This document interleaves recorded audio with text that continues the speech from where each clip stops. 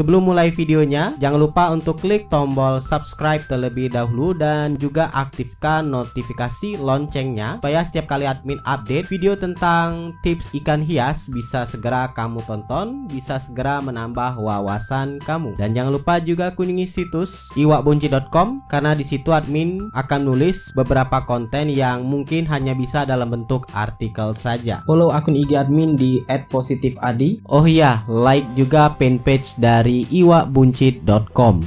Yang kedelapan adalah sniping atau sniper. Ya, sniping itu tindakannya, sniper itu orangnya. Bukan di sini maksudnya nembak jitu atau sejenisnya ya, tapi biasanya istilah sniper ini muncul di lelang itu kalau kamu ngebid naruh harga di akhir waktu. Dan biasanya di tiap lelang itu memang ada sesi sniper, biasanya 5 menit terakhir. Misalkan tutupnya itu pukul 21 ya, biasanya dikasih waktu di kisaran 20.55 sampai 5 menit terakhir itu dikasih waktu untuk sniping. Admin pernah nemuin seperti itu pada saat ikut lelang ikan lohan ya, bonsai itu di 5 menit terakhirnya itu sengit banget, saling ngebit. Dan itu biasanya memang ikan yang diincer banget, padahal ikannya cuma seukuran segini, tapi ya yang minat banyak banget. Dari harganya kayak tenang aja ya di awal-awal itu, di bukanya itu sepingin admin kalau nggak keliru itu di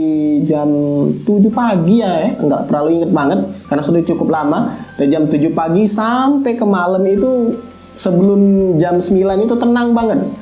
Tapi setelah di 5 menit terakhir masuk ke waktu sniping, waktu sniper itu yang minat munculnya banyak banget. Dari harganya itu OB-nya 100.000, kemudian lengang aja sampai ke malam itu paling jadi 200.000. Ketika di 5 menit terakhir itu tembus harganya sampai 650.000. Ya, setingkat admin seperti itu.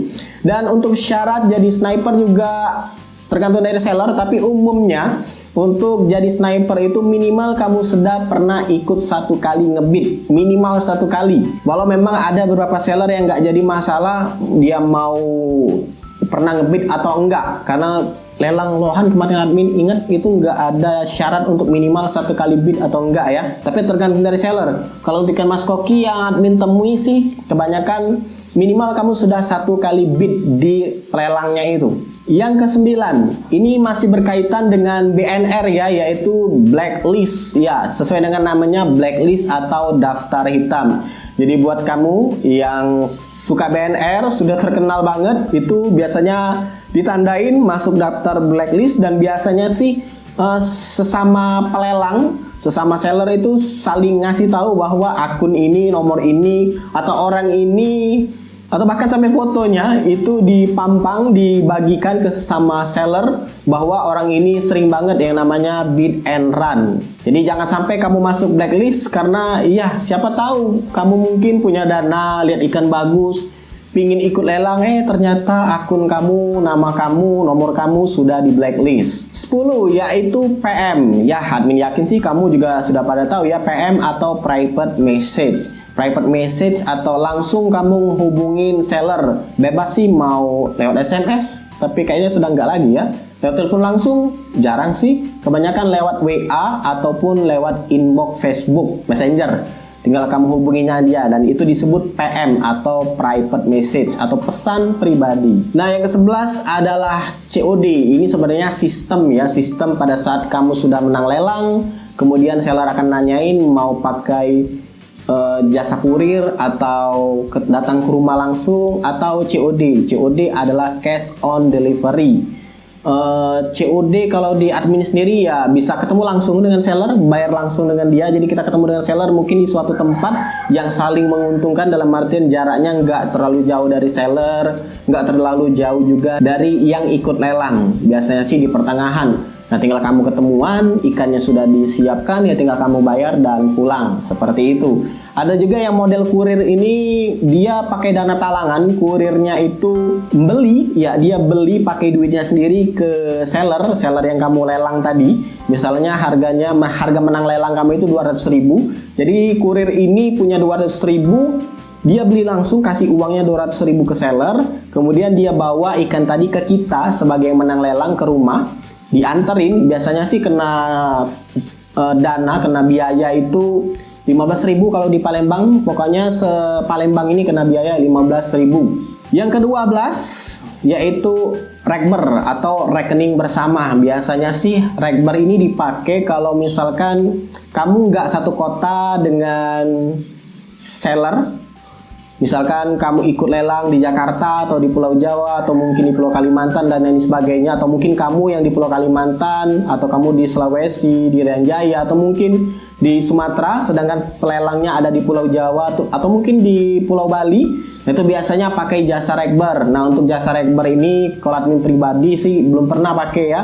Seumur-umur dari zaman Kaskus itu nggak pernah pakai rekber. Jadi kalau mau beli biasanya admin langsung transfer. Tapi itu jangan pernah kamu cobakan, karena admin itu juga langsung transfer karena admin yakin sellernya itu benar-benar trusted, terpercaya, dan itu juga sudah admin research banget ya, sellernya itu, historinya itu, riwayatnya itu ke belakangnya gimana, apakah orangnya terpercaya atau enggak. Sebaiknya kamu gunakan rekber, dan rekber juga jangan asalan. Pakailah rekber atau rekening bersama yang orangnya itu benar-benar sudah terkenal ya, dalam artian sudah amanah, sudah recommended banget. Biasanya ada 1 atau 2 orang yang buka jasa rekber sudah terkenal, entah itu kalau di ikan mas koki admin kurang tahu karena biasanya langsung COD ya. Dan admin terakhir beli ikan mas koki di Jambi kemarin juga modelnya langsung transfer. Karena ya admin dengan seller juga sudah, walaupun nggak pernah ketemu, cuman admin lihat historinya bagus, jadi admin langsung transfer. Tapi kalau kamu mau pakai rekber, pastikan rekbernya itu sendiri sudah recommended, sudah nggak sedikit pun jangan sampai ada yang namanya dia punya riwayat kurang baik. Jadi ya hati-hati tetap walaupun pakai rekber. Bisa kamu minta rekomendasi dari sellernya sendiri atau mungkin dari sesama penghobi. Ya sebenarnya masih ada banyak ya istilah-istilah lelang itu. Kalau kamu ketik aja di Google banyak banget munculnya. Cuman ya beberapa aja sebenarnya yang dipakai di ikan mas koki sendiri di dunia hobi ikan hias, nggak terlalu banyak sebenarnya.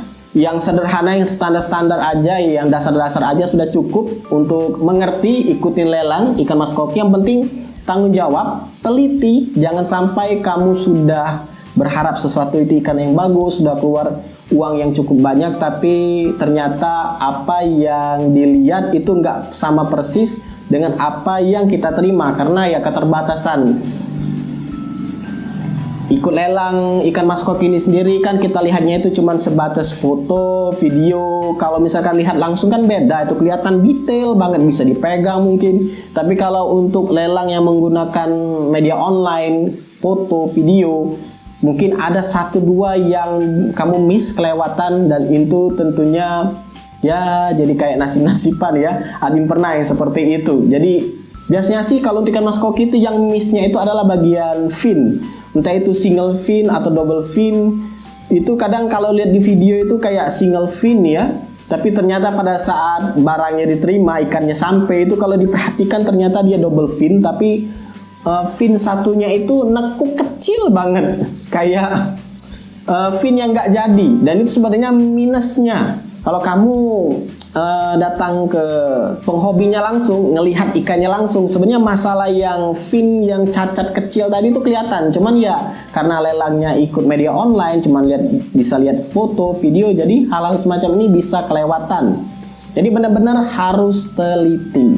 Ya itulah dia bahasan admin kali ini untuk istilah-istilah yang ada di lelang, khususnya untuk lelang ikan mas koki atau ya ikan hias lainnya pada umumnya. Buat kamu yang mau nambahin istilah-istilah lelang di dunia ikan hias, bisa tuliskan di kolom komentar. Silahkan like, subscribe, dan bagikan channel ini ke teman-teman kamu. Dan jangan lupa kunjungi situs iwakbuncu.com karena admin akan update beberapa konten yang mungkin hanya bisa dalam bentuk artikel saja.